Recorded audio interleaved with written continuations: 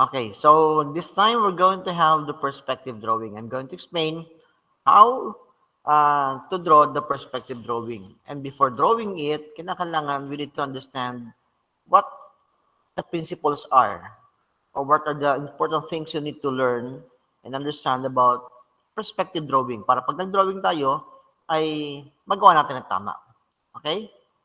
So, ayan, on this presentation that I have right now, on the background, although this is an artist perspective, this is a perspective drawing. Yan, yan sample ng perspective drawing. Kailang artist, ano yan? Artist approach. Hindi engineering approach, kundi artist approach. Okay, what is a perspective drawing? When I say perspective drawing, it is a pictorial view, sabi dito, as seen by the observer's eye. Observer's eye. Ibig sabihin, kung ano ang nakikita ng tumitingin. Meaning, this is based on reality. Mas makatotohanan itong perspective drawing. As the part of the object recedes from the eye, or as the object is farther from the eye, it will be smaller on the view. Now, lumiliit sa paningin natin kapag malayo. Now, ganun yung perspective drawing. Kaya mas makatotohanan siya kasi naman talaga nangyayari. Now, there are three essential elements that you need to understand in perspective drawing. Una, when I say essential elements, this should always be present in all the drawings that you're going to make. Dapat alam nyo gamitin itong mga ito. First is what we call the horizon line. Ano ba yung horizon line? It represents the horizon. Horizon is the representation of the viewer's eye level. Yung kapantayan ng iyong nakikita o ng iyong natatanaw. Siguro magandang halimbawa nito, you go by the seashore. Ba sa Pag-asa pumunta ka o kaya doon sa Judy's Park ba yun, sa Limay. Tapos tanawin mo yung dulo ng dagat. Okay? Yung tatanong mo dulo ng dagat, yung paano yun? Horizontal yan? Yung dulo ng dagat. O yung tatag nating horizon. Yung abot ng iyong tanaw. That is what we call the horizon. In drawing, by perspective, always draw the horizon. Okay? Para alam natin kung saan yung eye level natin. And where we are going to place our drawing. Kapag yung object ay below the horizon line, ibig sabihin mo, mas mataas tayo sa object. Kasi below the eye level natin eh. Pag yung drawing mo ay nasa ibabaw ng horizon line, ibig sabihin, mas mataas sa yung object kasi above your viewer's eye level. So, importante ang horizon line. It is simply a horizontal line on your drawing paper. Horizontal line. Okay? Siyempre, hindi nililinaw mabuti ito kapag ginagawa natin horizontal line. Next is the so-called vanishing point. Vanishing point, this is always located along the horizon line. Doon nyo ilalagay yun sa horizon line. What is the vanishing point? The vanishing point is the exact point of our eye is directed. Okay, doon nakatutok yung ating paningin. Kung yung horizon ay kapantayan ng eye level natin, yung vanishing point ay doon tayo nakatutok ng tingin. Kumbaga, yun ang direksyon ng ating pagtingin. Kaya kahit saan mapunta yan, mapunta sa bandang kanan, ibig sabihin, tumitingin ka pa kanan. Okay? Kung mapunta sa kaliwa yan, sabihin, tumitingin ka pa kaliwa. Okay? So, yun ang vanishing point. Next is the orthogonal line. Orthogonal lines are receding lines. Compared to the isometric and oblique, yung receding lines natin are what we call the cross-axis. No, cross-axis. Kapag sa isometric, ang ating mga cross-axis is 30 degrees. Kapag sa oblique, pwedeng 30 degrees, pwedeng 45 degrees. Yung receding lines natin. Okay? In perspective drawing, a little different. Okay? It's still going on the side, or towards the side, but there is no definite angle. Hindi katulad sa 30 degrees or 45 degrees do sa isometric and oblique. In perspective, pwede maiba yung angle yan. No definite angle. Ang importante nito, the orthogonal line should be going, all the orthogonal lines should be going on the same direction. And that is towards the vanishing point. Kaya maglalagay tayo ng point doon sa horizon. Yun ang ating vanishing point. Lahat ng ating receiving lines, doon pupunta. Okay? Doon sa VP or vanishing point. Now, to understand that further, ito, may mga sample ako rito. Like this, for example, sa drawing na ito. Ito, one-point perspective ito. Pag sabi natin one-point perspective, ay isa lamang ang vanishing point. O, ito yung tinatawag nating horizon line. This line. Yan. This cyan-colored line across the drawing or the drawing paper. O, yan ang horizon line. Okay? Yung VP natin dito, ito yung point na yan.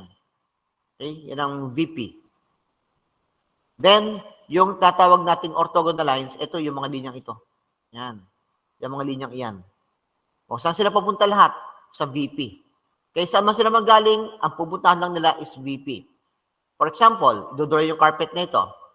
Yung receiving lines niya, kinakailangan papunta sa VP. O, itong receiving lines papunta sa VP. Kita nyo lahat yan, no? O, yung mga edges ng table, yan, papunta sa VP. Ito rin, yung edge ng bed towards the VP. The edges of the window towards the VP. The edge of the frame here towards the VP. Okay? So, yun ang kapantayan ng mga edges which are receding o yung mga linyang papalayo from your view.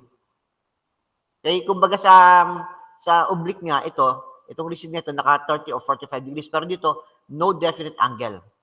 Okay? Pwede magbago yung angle niya kasi nga basta papunta sa VP yung linya. Yun ang mahalaga. Okay? Next example is the two-point perspective. Pag two-point perspective, yun, dalawa ang vanishing point. Yan. So, ang horizon line natin, ito. Ayan, yan, yung linyang iyan. The horizontal line. Yan ang kapantayan ng ating eye level. Then, yung tatawag nating vanishing points, ito ngayon. Vanishing point 1 and vanishing point 2. Then again, we have the orthogonal lines. Ayan, yung mga linya natin, yung mga set of lines na yan, natin ninyo. Kaya tayo nag-drawing ng ganyan para nga alam natin yung kapantay yung mga linya natin. So, yung mga receding lines dito ay papunta doon sa VP. Ayan, yung edge niyan papunta sa VP. Yung edge ito papunta sa VP. Kaya, anong nangyari? Based on reality, yung papaliit. Tayo malaki rito, papaliit na rito. Papaikom yan. Okay? Kasi nga, lahat sila papunta sa VP. Pag yan ay mahabang mahaba, umabot dito yan, hindi mo na makikita yan. Kaya tawag dito kay vanishing point eh. It is the point where that object will vanish. If it reaches that point, it will vanish. Halos mawawala na, hindi mo na makikita. Okay? So, yan ang ating orthogonal lines at yung ating vanishing points. Okay? Makita nyo rin dito na yung ating VP1 at saka VP2, ayun, nakaset din sa ating horizon. Doon lang siya ilalagay sa horizon. Next. O, ito naman. Dito, ito ang horizon. Yan, horizon line. Okay? Then, our VPs, tatlo ang ginamit ng VP dito. Vanishing point. Vanishing point 1, vanishing point 2, vanishing point 3. And again, may mga orthogonal lines tayo para ma-guide yung mga edges natin. O all the edges going to the right, o yung papunta doon sa vanishing point, o naka-align towards the vanishing point. Yung edges going to the left, ayan, ay naka-align din towards the vanishing point. Then, yung supposed to be vertical, yung dapat exactly vertical, dito, hindi naging vertical kasi yung linya ay papunta rin doon sa vanishing point. Ayan. Basta papunta sa vanishing point, yun ang importante. Kaya depende kung ano ginagawa nyo, kung 1 point, 2 point, or 3 point perspective. Meron pang umabot ng 4 point, 5 point perspective. Eh. So, yan ang orthogonal lines, the VP, and the horizon line. I hope that is understood already based on those examples that I gave. Now, we also need to understand the principles of perspective drawing. First principle, no, pinaka-primary talaga is the farther the object from the eyes, the smaller it appears. Laging ganun sa perspective. Okay? Habang papalayo sa paningin, mas papaliit yung object. Pinaka-best example nga ito para mapatunayan ninyo sa sarili nyo na totoong sinasabi ko, ang example ko ganito. Tumayo ka doon sa kanto sa may tapat ng kanto ng Arellano, sa may Jollibee, pero tumayo ka doon sa may pila ng tricycle. Natanaw mo, yung kanto ng Arellano papasok, at saka tanaw mo, yung papunta doon sa may 7-Eleven. Kumbaga, ganitong pwesto yan. Sa pwesto na ito yung papunta sa Arellano, At ito yung papunta doon sa may 7-Eleven. O, tumayo ka doon. Tapos picturean mo. No? Picturean mo siya. Nang nakatutok yung camera mo doon sa pinakakanto ng Jollibee. Tapos, tinan mo yung output ng picture mo. No? Makikita mo, yung mga kabahayan o structure dito papunta pasok sa Arellano, mas maliliit. No? Yung building dito, sa 7-Eleven, mas maliit. Compared doon sa mga katabi niya.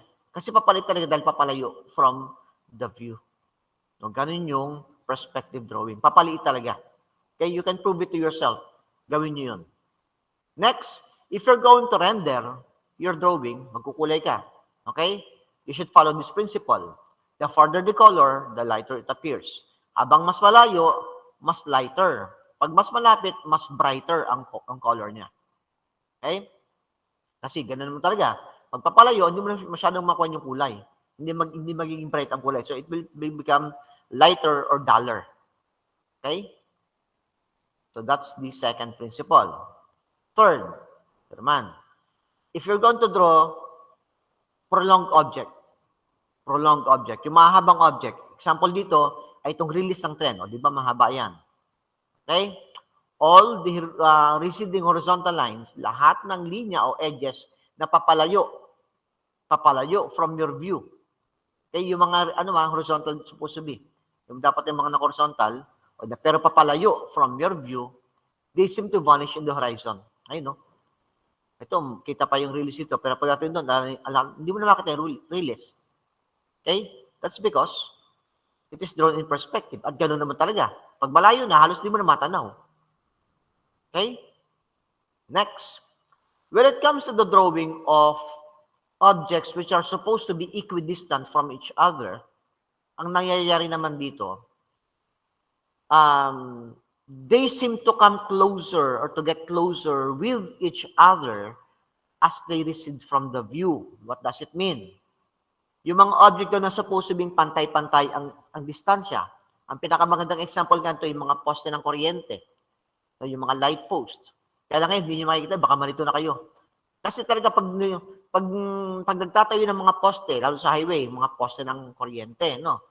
O kaya yung mga tower ng kuryente. Dapat equidistant yan. Kasi pag hindi equidistant yan, pag iba-iba yung distansya niya, may malapit, may malayo, pwedeng may mabuwal dyan. Why? Kasi pag mas malayo yan, tapos yung iba malapit ng pagitan, yung malayo na yun, ang nangyayari, heavier ang load niya kasi mas mahaba yung wire na dala niya. So, pwede bumagsak siya. Pag bumagsak siya, ay yung iba pwede madamay na. Kaya talagang ginagawang equidistant para pantay-pantay yung dala nilang weight o load. Okay? Ngayon, nakakalito na kasi sa barangay natin, andun na yung poste ng kuryente, may poste pa ng PLDT, may poste pa ng barangay, at kung ano pa mga poste. Hindi mo na maintindihan. Kaya kung minsan malapit, malayo, hindi mo na makita yung proper distancing. Pero technically, dapat ay pantay-pantay sila. Now, kung halimbawa, ang idodrawing mo pantay-pantay supposed to be, ang distancing in between, kapag papalayo from your view, yung distansya daw noon, parang mas lumalapit ang pagitan habang lumalayo. Kita nyo rito, yung posting ito. Tsaka ito, dapat yung equidistant. Pero makikita nyo dito, itong distansya nito, kung susukatin mo, ay mas malaki compared dito. Yung distansya nito, mas malaki compared dito. Kung ba, papaliit ng papaliit, yung distancing. Katulad sa bakod din dito, yan, papaliit ang distancing. Pero, equidistant talaga yan. Kaya lang, on the drawing, or in perspective, talagang sila ay mukhang nagkakadikit-dikit na. Ito rin, yung pinaka cross-section ng rails na ito. Diba, papalipit, hanggang parang dikit-dikit na sila sa dulo. Okay, that's fourth principle. When it comes to equidistant objects. Next, ito, simple naman sinasabi rito. Lahat daw ng horizontal lines o horizontal edges which are below the eye level, mas mababa sa paningin natin, katulad nitong horizontal edges na ito. Yan, yung naka-horizontal na yan. Kasi receding yan, o palayo from your view, ano nangyari? They seem to go up, papataas towards the horizon. Okay? Tapos naman, kapag daw below the eye level, ito, katulad ng mga ito, they seem to go down naman, parang pababa. Papunta doon sa vanishing point. Then, all horizontal lines na hindi naman receding, kundi nakaharap lang sa'yo, hindi papalayo ha, nakaharap lang sa'yo.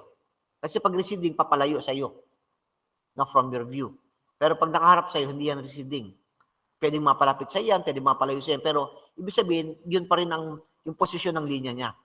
They will remain as horizontal. Halimbawa, ito, nakaharap yan. O yan, horizontal. O, yung horizontal niya, ilagay mo man doon, dahil nakaharap din naman siya, yan ay horizontal pa rin. O, horizontal pa rin. Horizontal pa rin. Okay? Maaaring magbago yung length niya, pero yung pagiging horizontal pa rin. Hindi katulad nito, pwede magbago yung angle. Pwede magbago yung angle ng mga yan. So, yun ang sasabi din sa 5, 6, and 7. And the last principle, simple lang naman, never use hidden lines on the perspective drawing. Sabi dito, they will spoil the view. Kaya masisira yung view. Why? Remember, perspective drawing is based on reality, makatotohanan. And in reality, whatever is hidden cannot be seen. Ang nakatago, hindi makikita. Ay makatotohanan ng drawing ito. Huwag mo ipakita kung nakatago. Sa oblique drawing, pwede yan. Sa isometric, pwede yan. Kasi those are not based on reality. No. Pero pag perspective drawing, huwag mong gagamitan ng hidden line. They will spoil the view. Hindi magiging realistic ang dating. Okay? So those are the principles. Baka may gustong itanong doon bago ako magpatuloy. Now, there are different views. Yun, depending ako sa nakapwesto yung horizon line ninyo. Kapag yung drawing mo is above the horizon, ito yung horizon line, ano? Kapag above the horizon, ang tawag dyan, worm's eye view. As in, mataas yung object para bang uod na tumitingin na doon sa object. O, kita mo ilalim, pero iba mo hindi mo kita. Worm's eye view ang tawag doon. Kapag bird's eye view naman, the object on your drawing is below the horizon. Okay? Nasa baba yun. So, para kang ibon. Nakikita mo yung pinakaibabaw nila. Pag man's eye view, kapantay mo lang yung object. Hindi mo kita ilalim, hindi mo kita ibabaw. Kapantay mo lang talaga siya. Okay? Yun ang man's eye view. Okay? So, yan ang iba't ibang klase ng view na pwede natin makita in perspective. Now, there are also different approaches in drawing by perspective. Pag sabing approach, yung paano mo gustong gawin. Okay? Paano mo gustong gawin. It can be done by the so-called artist perspective. Yung binanggit ko na kanina. Artist perspective. Sometimes it is called false perspective or inaccurate perspective. Why? Kasi ang artist perspective, actually, at least done by talented people or very good in drawing. Hindi nila kinakailangan ng maglagay pa ng horizon line, maglagay ng vanishing point. Okay, basta sila yung linya nila. Alam nila kung saan tutungo. Kasi magaling nga sila sa drawing. Okay, imaginary na lang na kunwari sa bahaging ito, andun yung doon papaliit o dito papalaki. Okay? Artist perspective ang tawag doon. No true horizon, no true vanishing point, at yung receding lines not actually going towards the vanishing point. Artist perspective yun. Mamaya, papato ko sample. Second, you can do it by mechanical perspective. Pag mechanical perspective, this is the true perspective or accurate perspective. Why? Kasi in mechanical perspective, you really have to do the horizon line. There should be vanishing points. There should be orthogonal lines that are really going towards the vanishing point. And the measurements should also be accurate. Lahat ng sukat, eksaktong-eksakto. Okay? May paraan kung paano gagawin yung eksakto, yung sukat. Hindi mechanically na sinusukat, kundi may mga projections na gagawin para masunod yung sukat in perspective. Eh, hindi katulad sa oblique and isometric yung paraan ng pagdodrawing ng mga measurements niya on the receding sides. Kasi nga papaliit, di ba? Gaano kaliit mo papaliitin yung maliit. Ay may paraan doon. This is a little bit complicated. Kaya hindi ito tinuturo basta agad-agad doon sa mga beginner. Okay? Pag nag-engineer na kayo, yan, tuturo sa inyo yan. Pag nag-architect na kayo. Next is the semi-artist or semi-mechanical. This is called semi-artist or semi-mechanical because here, there is a horizon line, there are vanishing points. The orthogonal lines are really going towards a vanishing point, but ang pagkakaiba lang nito, the measurements of the object on the receding parts or the receding view are not actual measurements. Estimated only. Tinatansya na lang. Yung sukat doon sa receding sides niya, tinatansya lang. Kaya hindi siya true perspective, hindi katulad ng mechanical. Pero, ano siya, talagang perspective pa rin kasi merong horizon line, merong vanishing point, may orthogonal lines. Okay? Ito yung mga sample, artist perspective. O ginagamit ng mga painters. Kasi kaya kung dediretso mo yung mga linyang iyan na receding, hindi man talaga sila pumunta sa isang vanishing point lang eh. Kaya lang tansyado na yan ng artist, alam na niya. No, alam na niya yung bagay na yun. Kaya, yung dodraw yung mga comics o mga anime, hindi rin yan ano. Kung dediretso mo, hindi rin naman yan true perspective. Hindi sila talaga papunta sa isang vanishing point. Yung orthogonal yun talaga, hindi naman talagang papunta sa vanishing point. At wala talagang true horizon. Yan ang mga artist perspective. Yan ang sample. Yung mga anime, o yung mga comic drawing, o yung mga painting. Next is a mechanical perspective. Ito yung sabi ko. Pag mechanical perspective, yan, para magawa mo yan, drawing mo yung kompleto. Drawing mo side elevation, yung top niya, i-angle mo rito, o saka mo palang magagawa yung pinaka, ano niya. Tapos may mga linyang project yan, ang dami-daming linya, para lang malaman hanggang saan ba talaga to. Hanggang saan ba talaga to. Saan ba po pwesto talaga to.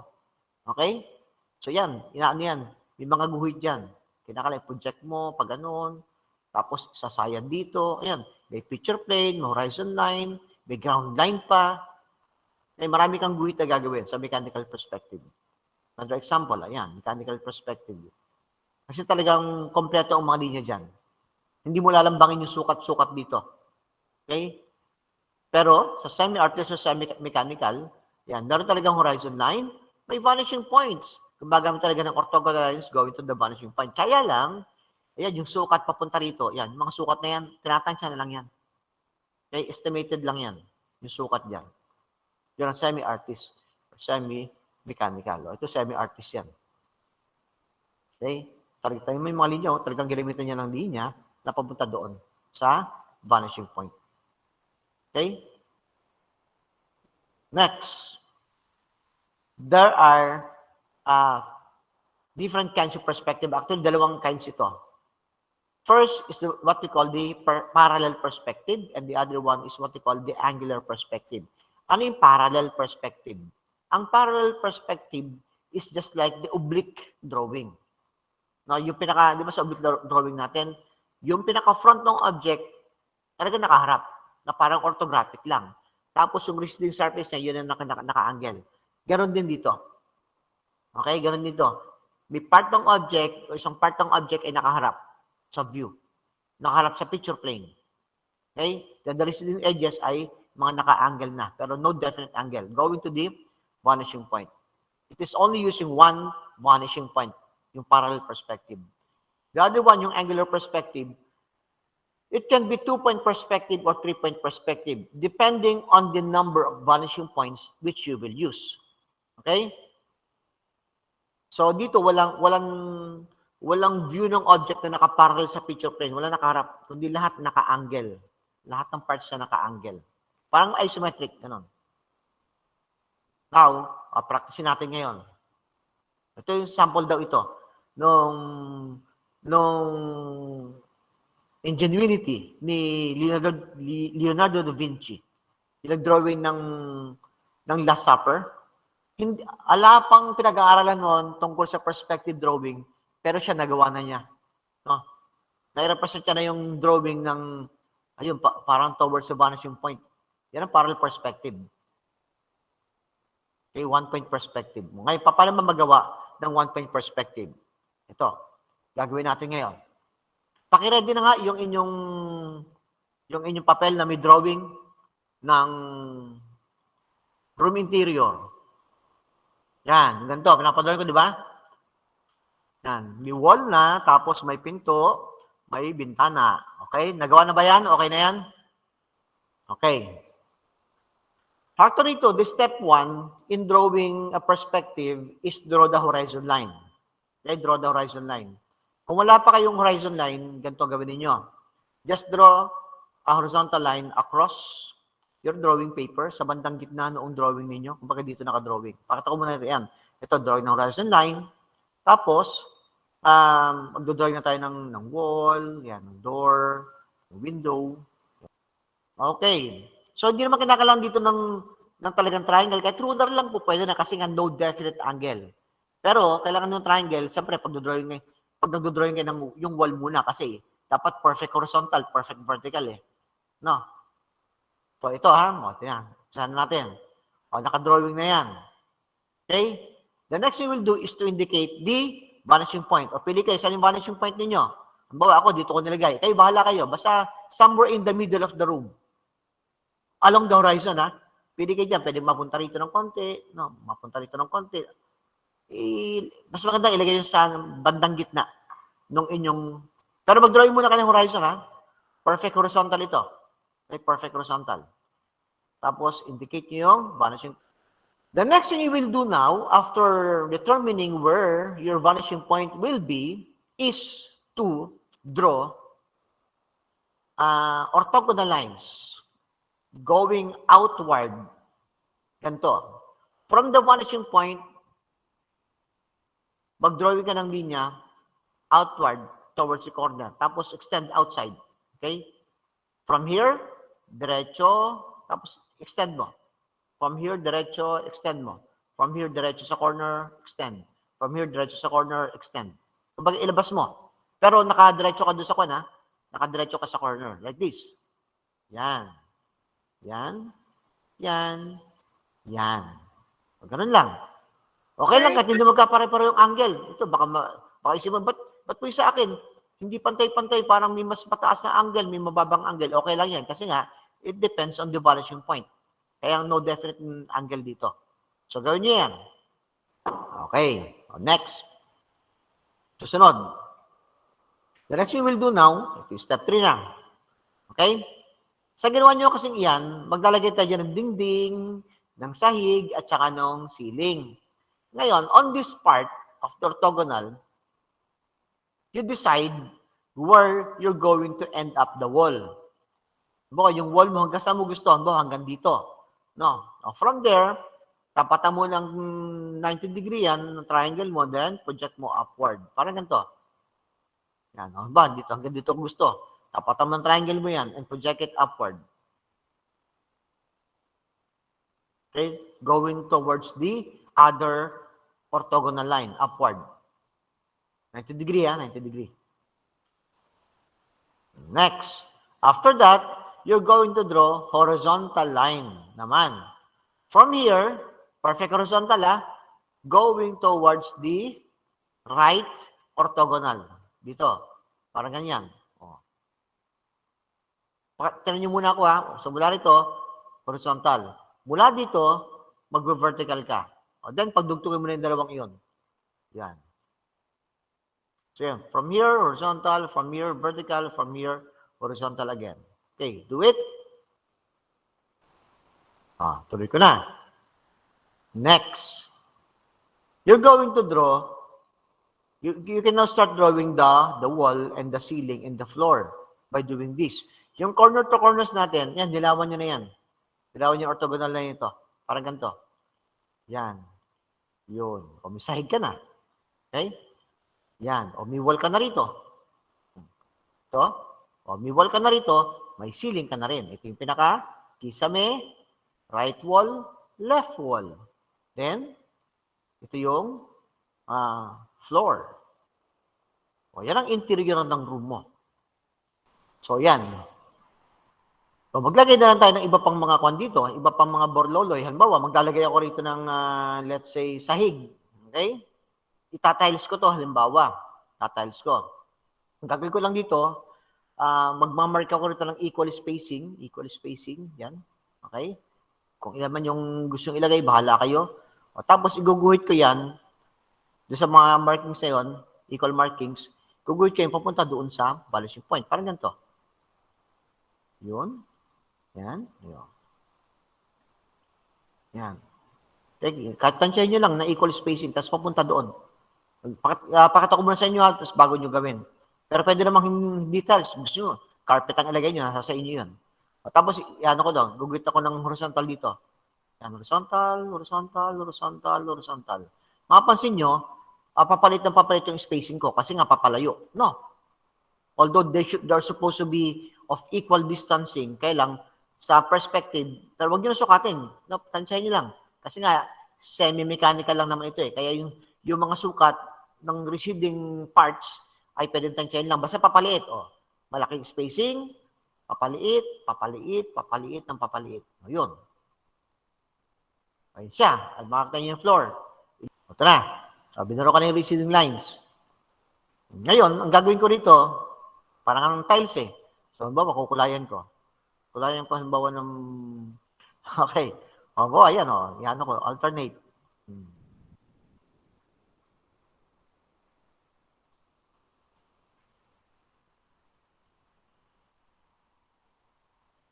Ay. Okay. O, yan. Okay. May tiles na ako. Okay na yung flooring ko. Diba? Ganun lang. Maraming na, tapos kung ano pang pwede idagdag, sa sample ko ulit, bintana, halimbawa, maglalagay ako ng bintana. Halika ako bintana rito. Una, ang gagawin ko, ganito. Para makapaglagay ako ng bintana dyan, kinakala, siyempre, kung ano yung space ko ng bintana rito, dapat ganoon din dito, no? Okay, pero ang gagawin ko muna ganito. Papatay ko muna ito horizontal, ya. Horizontal muna, makita ko yan. Tapos, ito ngayon, ayan, dadaling ko roon. Yan, papantayin ko yung corner na yon, papantay ko rito sa vanishing point. Yan. Okay? Kasi ito rin, yung ibaba rito, mag-horizontal muna ako, para lang mapantay ko yung bintana rin, tsaka bintana ko yung gagawin dito.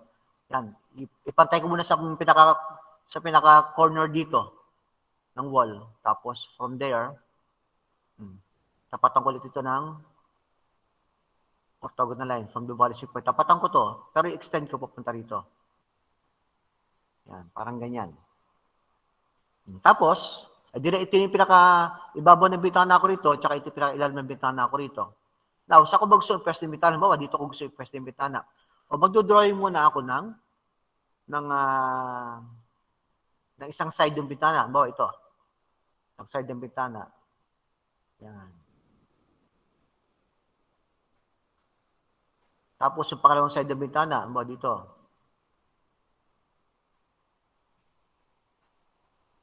Yan. O tapos, ito na, nilawan ko na to. Yan.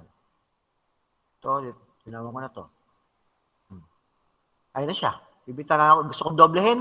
O, pwede kong doblehin yan. Ano ba? Ito muna. Magdali ako sa banda rito. Kumbaga double edges. Yan. Tapos, itong dulo nito, maglagay muna ulit ako ng orthogonal para yung guhit ko rito, may ayos ko. Yan ito, ipantay ko, papunta doon sa vanishing point. Yan. Itong ilalim dito, ilalim ko sa vanishing point. Yan. So, ngayon, gagawin ko na yung kabilang edge. Ito, yung kabilang edge dito. Lagay ko na to.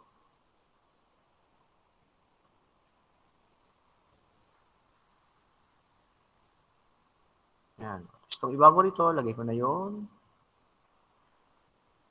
Sinusunod ko yung principle at huwag nyo nakalimutan yung principle. Dapat yung mga edges natin na receding is towards the vanishing point. O, ayan na siya. Ito yung bintana ko. So, ayan, ang bintana ko. Yung edges ko na yung mapapansin nyo, towards the vanishing point. Yung edges yung towards the vanishing point. Pero para malaman ko nga na yung aking ditong spacing at saka spacing ko rito ay pantay, ginawa ko yung horizontal ko muna. Saka ako ginawa yung vanishing point na nakapantay doon towards the vanishing point. O, ganun ginawa ko.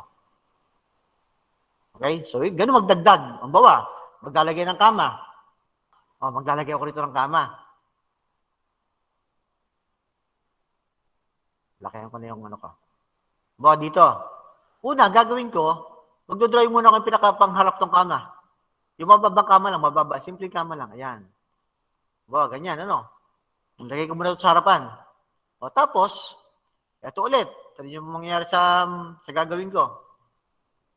Yung edges nito, tandaan nyo, parallel sa isang part ng kama nakaharap. Ito ngayon, yung edge nito, dadalhin ko sa vanishing point. Yung pinakailalim dito, dalhin ko sa vanishing point. Yan. Yung ibabaw dito, dalhin ko sa vanishing point. Okay? Now, ang susunod gagawin, alam ko na yung pinaka dito.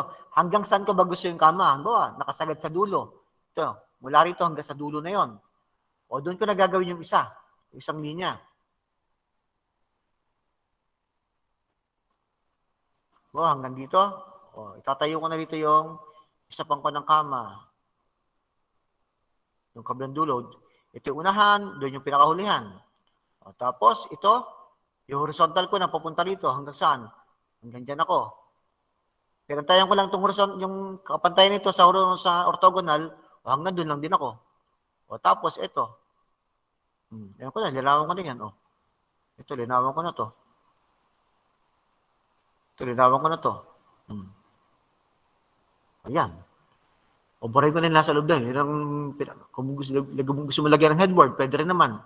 O kaya, gawin ko sopa na lang pala ito. Sopa. Una, ilagay ko muna itong pinakaharap dito. Yan. Tapos, yun, unti-untiin ko naman sa inyo para alam nyo kung paano nabubuo. Orthogonal ulit. Ito, mula rito, upod sa vanishing point. Ito, upod sa vanishing point. Okay? Alam ko na yung dulo rin. Ito, upod sa vanishing point. Ayan, pwede ko na linawan ulit.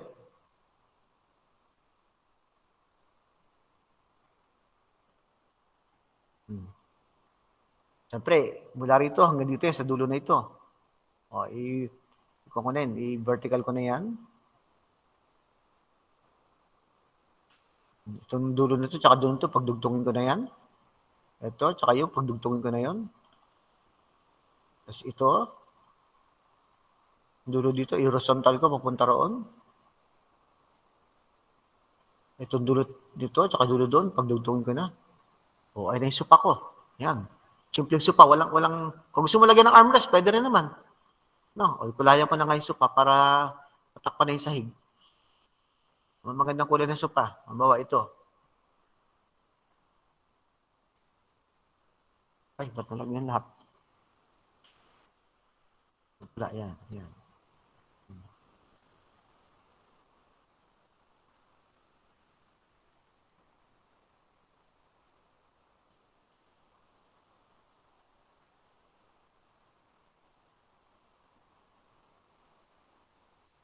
Oops.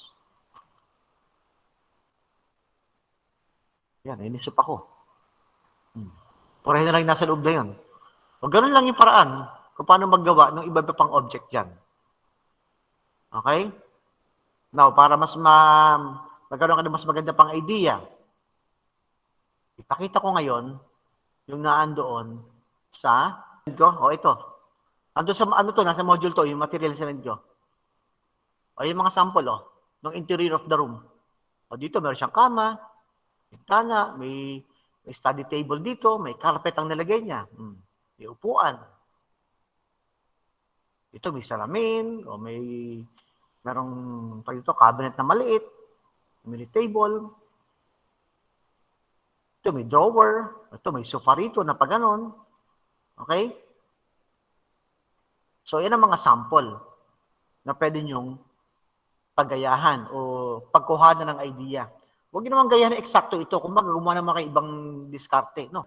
Yung step by step, andito naman yung paano gawin. Ayan, step by step. Nandun sa material yan, sabi ko sa inyo, basahin nyo na para mas madali nyo maintindihan. Kaya dito, mahalaga, huwag nyo kalimutan yung principle.